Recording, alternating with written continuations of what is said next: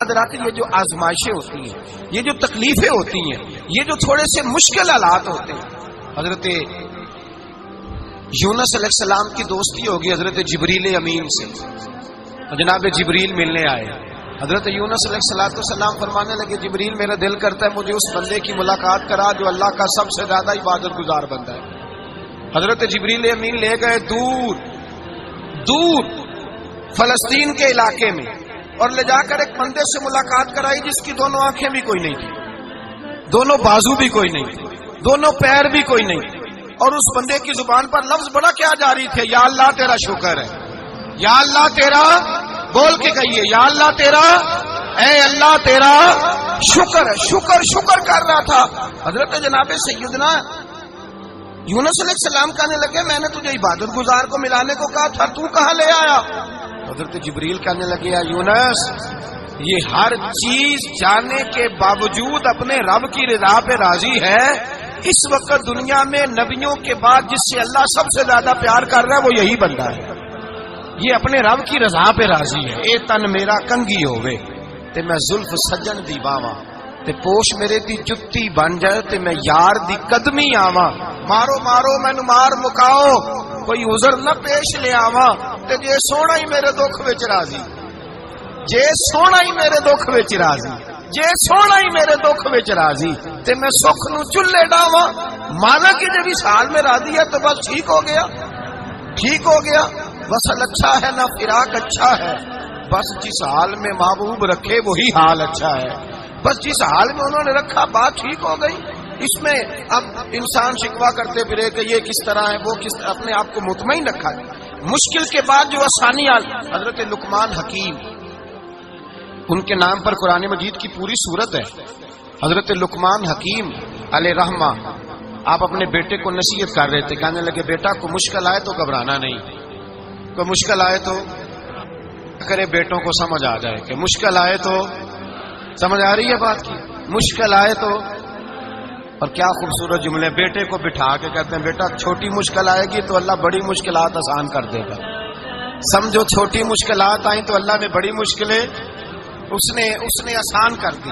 اور آپ کو بتاؤں اصل انسان ہوتا ہی وہ ہے جو مشکلوں میں جینے کا ڈھب سیکھ جاتا ہے، وہ بن جاتا ہے جو کرب کے حالات میں جینے کا سلیقہ سیکھ جاتا ہے۔ اپنے بچوں کو یہ سمجھانا، حضرت لقمان بیٹے مشکل آئے تو گھبرانا نہیں، بڑی کو ٹال دیتی ہے، وہ نیکی کا اور آسانی کا پیش خیمہ ہوتی ہے، اللہ اس کے بعد آسانی سمجھا رہے ہیں۔ کچھ دنوں کے بعد کہنے لگے آؤ فلاں اللہ کے نبی کی ملاقات کو چلیں، فلاں نبی علیہ السلام سے ملنے چلتے ہیں۔ اس زمانے میں جو نبی تھے ان سے ملنے چلے گئے، بیٹے کو بات یاد تھی، گھوڑے پہ بیٹھے، امام ابن جوزی نے اس کو لکھا ہے، گھوڑے پہ بیٹھے تھے دونوں کے پاس گھوڑے تھے۔ اب رستہ بہت زیادہ تھا، کھانا ساتھ لے لیا، پانی ساتھ لے لیا، رستہ لمبا تھا، صحرا کا علاقہ تھا۔ جب جانے لگے تو اتنی سخت گرمی ہوئی کہ گھوڑے بھی بے ہوش ہونے لگے، اچانک ایسی گرم لو چلی کہ گھوڑے بھی۔ اب دونوں باپ بیٹا جو تھے وہ بڑی جوش میں تھے کہ جانا ہی جانا ہے، گھوڑے سے اتر کر کے پیدل چلنے لگے۔ اب پیدل چلتے چلتے ذرا آگے گئے تو گرمی میں جتنا بندہ پیدل چلتا ہے اتنا پیاس بھی زیادہ لگتی ہے، تو پانی پیتے رہے، کھانا کھاتے رہے، کھانا پانی بھی ختم ہو گیا۔ تھوڑا آگے چلے نا، اس قدر تکلیف بڑی کہ حضرت جناب لقمان کے بیٹے کے پیر کے اندر ایک ہڈی پیوست ہو گئی، اتنی بڑی ہڈی تھی وہ اندر ہی چلی گئی، پیر خون کے فوارے گرنے لگے، بیٹا بے ہوش ہو گیا۔ حضرت لقمان اس کے سرانے بیٹھے تو بیٹا تھا نا، آنکھوں میں آنسو آ گئے۔ بیٹے نے آنکھ کھولی تو کہنے لگا ابا جی آپ تو صبر کرنے والے ہیں، آپ رو رہے ہیں۔ فرمایا بیٹے میں کیا کروں، میرے سینے میں جو دل ہے وہ ایک باپ کا دل ہے، تو باپ جو ہوا تیری دکھ پر رونا آیا۔ بڑی مشکل سے دانت کے ساتھ ہڈی نکلی تو خون بھی چلا۔ صاحب زیادہ کہنے لگا حضور آپ نے تو کہا تھا ہر مشکل کے بعد آسانی ہوتی ہے، اور چھوٹی مشکل دے کے اللہ بڑی سے بچا لیتا ہے، تو ہم تو اچھے کام چلے تھے، مشکل پہ مشکل یہ کیا ہے؟ حضرت لقمان کہنے لگے بیٹا نہ تو رب کی حکمتوں کو جانتا ہے نہ پوری طرح میں جانتا ہوں، لیکن جو میں نے کہا تھا وہ بات سچی ہے۔ فَإِنَّ مَعَ الْعُسْرِ يُسْرًا إِنَّ مَعَ الْعُسْرِ يُسْرًا، اللہ ہر مشکل کے بعد آسانی عطا فرمائے گا، اور فرمایا میرا ایمان ہے کہ ضرور عطا فرمائے گا۔ یہ بات کہہ رہے تھے کہ سامنے سے دھواں اٹھا، اتنا سخت دھواں اٹھا کہ آپ نے سوچا شاید وہاں وادی یا وہاں جاتے، وہاں چلنے لگے تو پیچھے سے کسی نے آواز دی ٹھہر جاؤ رکو، وہیں رک گئے.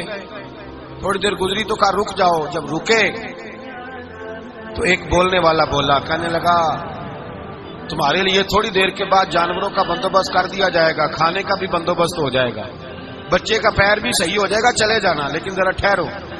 حضرت لقمان کہنے لگے بولنے والے تو کون ہے؟ تو کہنے لگے میں اللہ کا فرشتہ ہوں، میں اللہ کا فرشتہ ہوں. کہا اللہ کے فرشتے اور یہ سارا کچھ کیا ہے؟ تو فرشتہ کہنے لگا اصل بات یہ ہے کہ سامنے بستی پر مجھے عذاب نازل کرنے کا حکم ملا تھا، آپ بڑی تیزی سے آ رہے تھے، میں نے رب سے دعا کی کہ اللہ اس باپ بیٹے کی غلطی کوئی نہیں، مہربانی فرما. رب نے پہلے آپ کو صحرا میں الجھایا، پھر میری دعا کی برکت سے آپ کے گھوڑے ٹھہر گئے، پھر میری دعا کی برکت سے آپ کا پانی ختم ہوا، پھر میری دعا کی برکت سے آپ کے بیٹے کو زخم آیا، پھر میری دعا کی برکت سے سامنے سے دھواں اٹھا. فرمایا یہ جو تمہیں مشکل پہ مشکل آ رہی تھی یہ تو میرا رب تمہیں عذاب سے بچانا چاہ رہا تھا، یہ جو تمہیں مشکل پر مشکل آ رہی تھی تو میرا مالک تمہیں عذاب سے بچا رہا تھا، تم سمجھ نہیں رہے تھے.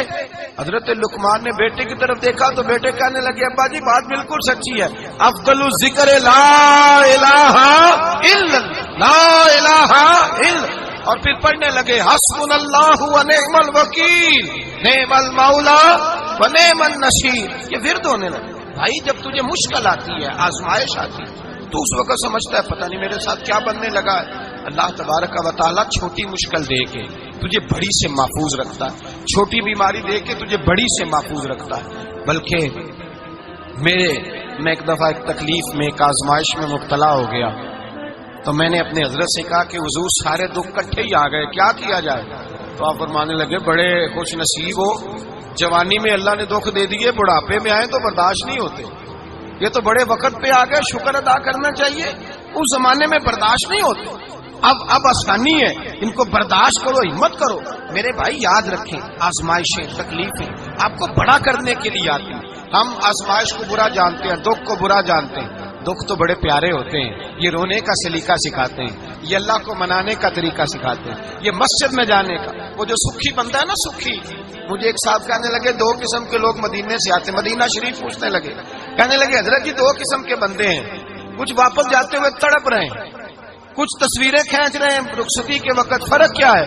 تو میں نے کہا وہ جو تصویریں کھینچ رہا ہے وہ امیر آدمی ہے، اسے پتا ہے کہ میں پھر ٹکٹ لے لوں گا، مہینے کے بعد پھر آ جاؤں گا، اور یہ مدینہ چھوڑتے ہوئے تڑپ رہا ہے یہ کوئی غریب ہے، یہ کہہ رہا ہے پتہ نہیں دوبارہ موقع ملے کہ نہ ملے، یہ دکھی ہے. یہ آزمائش میں دکھی سکھی بندہ تو مکے جا کے نہیں روتا، وہاں بھی کھڑا ہے ڈٹ کے کھڑا، دکھی کوئی نہیں تو روئے کیسے؟